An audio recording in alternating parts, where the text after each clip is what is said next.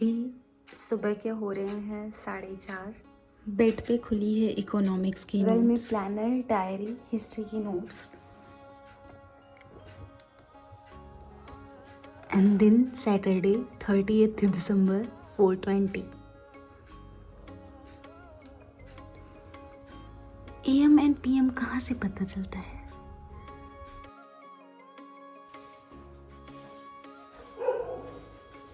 Fog की वजह से तुलसी जी खराब हो जाएंगी, इस वजह से कमरे के अंदर रख रखा है।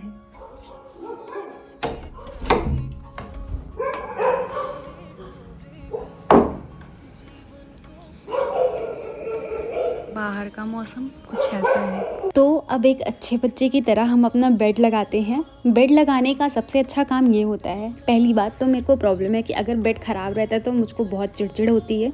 दूसरी बात, जब आप अपना बेड लगाते हो ना तो आपको लगता है okay half work is done, मतलब आधा काम हो गया है, आधा ही बचा है। एंड मेरे को ना थोड़ा सा रिलैक्स फील होता है। मुझे नहीं पता सबका, लेकिन मुझे लगता है कि मेरा आधा काम हो गया है और मुझको बहुत ज़्यादा रिलैक्स फील होता है। तो फिर मैंने अपना बेड लगा के अपने चेयर एंड टेबल पे मैं बैठ गई पढ़ने के लिए। तो मैं आप लोगों के साथ कुछ शेयर करना चाहती हूँ। तो शेयर करने के लिए ये है कि आज के टाइम में, मतलब इस समय मैं जो भी रिवीजन कर रही हूँ वो रूम पे कर रही हूँ, क्योंकि मॉर्निंग में थोड़ा सा यूँ तो बाहर आपने अभी आवाज़ सुनी होगी, बाहर के जो स्ट्रे डॉग्स होते हैं वो रात में बिल्कुल भी नहीं सोते हैं, पूरी रात चिल्लाते रहते हैं। और मुझे लगता है मेरी कुछ उनसे पर्सनल प्रॉब्लम है कि वो मेरी ही बिल्डिंग के नीचे खड़े होकर चिल्लाते हैं। I am so fed up. लेकिन मैं जो कर रही हूँ इस टाइम, जो रिवीजन का काम होता है वो मैं रूम पे करती हूँ, क्योंकि मैं लाइब्रेरी ऑलमोस्ट 12 या 1 बजे जा रही हूँ। तो फिर मैं वहाँ जाती हूँ तो मेरी क्लासेस रहती हैं, और 1-2 जो पुरानी क्लासेस रहती हैं, या फिर जो मुझे कुछ रिवीजन करना रहता है जो कि क्लास लेक्चर से करना रहता है, वो मैं वहाँ पे करती हूँ। क्योंकि मेरे रूम में मैं अकेली रहती हूँ और बहुत ज़्यादा शांति रहती है, तो मैं जितना भी रिवीजन वाला कॉन्सेप्ट है, रिवीजन वाला काम है, वो मैं अपने रूम पे करती हूँ।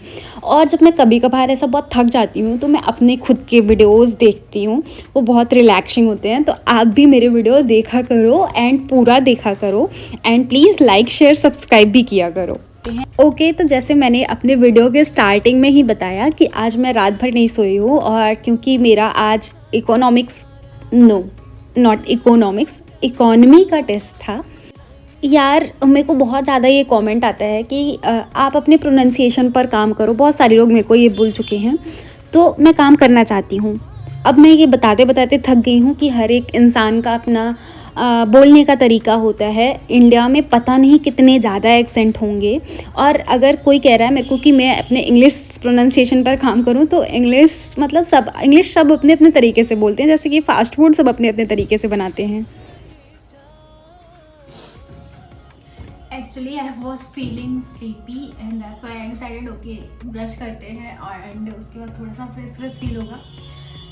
तो अब मेरा कॉफ़ी पीने का मन इसलिए नहीं कर रहा है क्योंकि अभी 3:30 बजे मैंने 1 कप भर के कॉफ़ी पी है, 1 मग भर के कॉफ़ी पी है। तो इस वजह से कॉफ़ी नहीं पीना है। तो आगे कंटिन्यू करते हैं। हाँ, तो मैं कह रही थी कि अगर आप लोग सच में चाहते हो कि मैं अपना प्रोनाउंसिएशन सही करूँ, एक्चुअली मैं भी चाहती हूँ कि मैं आप लोगों के कहने पे इसको सही करूँ, तो प्लीज़ थोड़ा सा आप स्पेसिफिक हो कि मैं कौन सा वर्ड आपके अकॉर्डिंग गलत प्रोनाउंस कर रही हूँ या फिर सही तरीके से नहीं प्रोनाउंस कर रही हूँ। तो आप मेरे को वो थोड़ा वर्ड बताओगे ना, तब मेरे को समझ में आएगा, क्योंकि मेरे को नहीं समझ में आ रहा है लिटरली कि मैं कौन सा वर्ड ऐसा बोल रही हूँ कि जो कि प्रोनाउंसिएशन स्किल से बहुत बाहर है। ठीक है, तो प्लीज़ थोड़ा सा स्पेसिफिक होके मेरे को ज़रूर बताना। और मैं आप लोगों को बताना चाहती हूँ कि मैंने कहीं पर पढ़ा था कि वो पूरा रूल तो मेरे को नहीं याद है, बट उस रूल में एक चीज़ था कि अगर आप ज़्यादा टाइम के लिए मेडिटेट नहीं कर पा रहे हो, प्राणायाम नहीं कर पा रहे हो, योगा नहीं कर पा रहे हो, तो आप दिन में अपने आप को 6 मिनट दीजिए।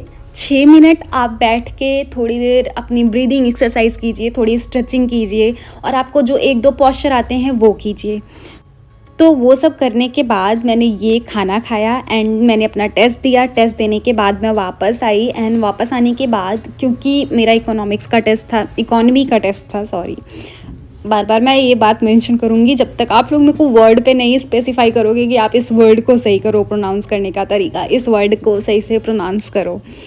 ओके, तो अभी मैं लाइब्रेरी आई हूँ एंड मैं अपनी इकोनॉमिक्स की क्लास कर रही हूँ, क्योंकि कुछ चीज़ें मेरी छूटी हुई थी, मैं उसको करूँगी। एंड मैं मैच यहाँ नहीं करूँगी, वैसे मैं मैच चल के रूम पे आराम से बैठ के, क्योंकि मैच करने के साथ साथ आपको देखना पड़ता है। जैसे जो मैं मैच करती हूँ तो मैं देखती हूँ कि किस वजह से मेरे क्वेश्चन गलत हुए, कहाँ पे मैंने कौन सी लाइन मैंने गलत पकड़ी, तो उसको आंसर सीट से अच्छे से मैच करो बैठ के, तो उसमें काफ़ी टाइम लग जाता है। एक बुकलेट मैं बता रही हूँ मैच करने में मेरे को, I don't know about everyone, मेरे को जो है 3-3.5 घंटे लगते हैं मैच कराने में, अच्छे से समझने में सारी चीज़ें। तो वो काम मैं रूम पे चल के करूँगी। और मेरा जो है नोट्स बनाना था, नोट्स में लिखना था, तो मैं वो कर रही हूँ अभी। और हाँ, मैंने पूछा था कि इसमें 100 क्वेश्चन रहते हैं, तो मैं कैसे बताऊँ कि टेस्ट सीरीज में क्या हुआ था, सो दैट आप लोगों की भी थोड़ी सी मदद हो सके।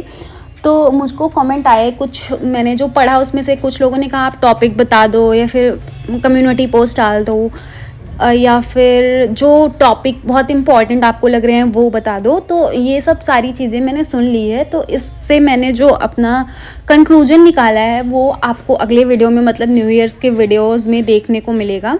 तो उसके लिए आप थोड़ा सा इंतज़ार करो, क्योंकि इस वीडियो में वो नहीं पता चलने वाला। एंड आज मैं जो कर रही हूँ वो एक्सचेंज रेट वगैरह पढ़ रही हूँ।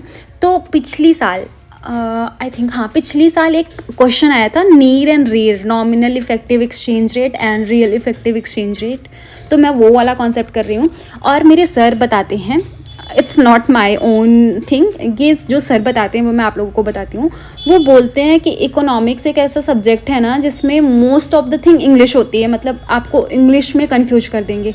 तो आपका कॉन्सेप्ट तो क्लियर होना ही होना चाहिए। बोल रहे थे वो कि अगर आप 500 क्वेश्चन, प्रीलिम्स के 500 question, PYQs and test series हर जगह के मिला के अगर 500 क्वेश्चन करके जाओगे ना, तो आप 20 में 18 मार्क्स ईजिली ला लोगे।